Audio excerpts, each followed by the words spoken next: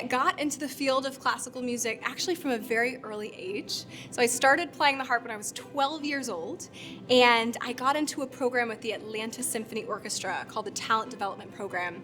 And it was a place that I was surrounded by other musicians of color, which is not a common thing in the classical music space. And from that point on, I really decided I wanted to use my career and my life as a voice for advocacy. So I really kind of combined those two worlds of finding the ways that classical music can speak to social justice. What I've tried to do in every role I've ever had is to find the intersection between what I'm good at, what I love to do, and what someone will pay me to do. And when you spend most of your time at the intersection of those three things, you've found your superpower and you've probably found your dream job, which I've been lucky enough to do. My superpower is helping teams achieve differential results. I found I'm really good at spotting talent in other people and helping them shine. And that is what I love to spend my time doing at Girl Scouts. What am I most passionate about in my career?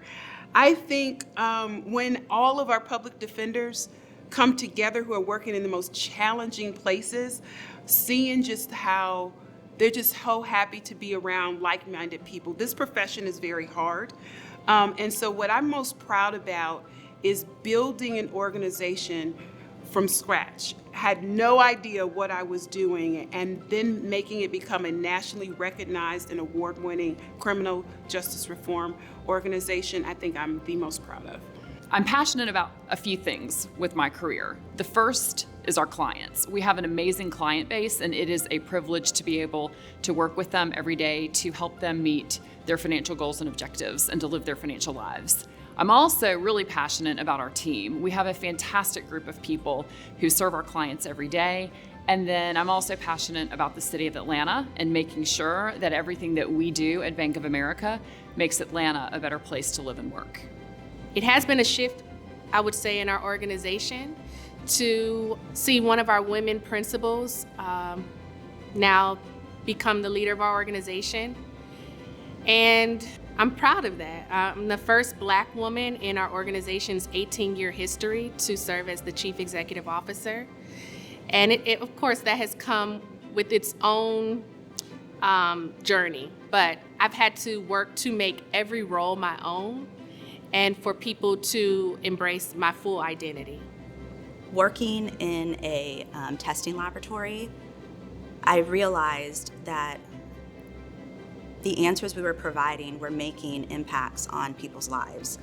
That's really been one of the biggest drivers for me in my professional career is the power of knowledge, of knowing that we can make a difference in someone's life.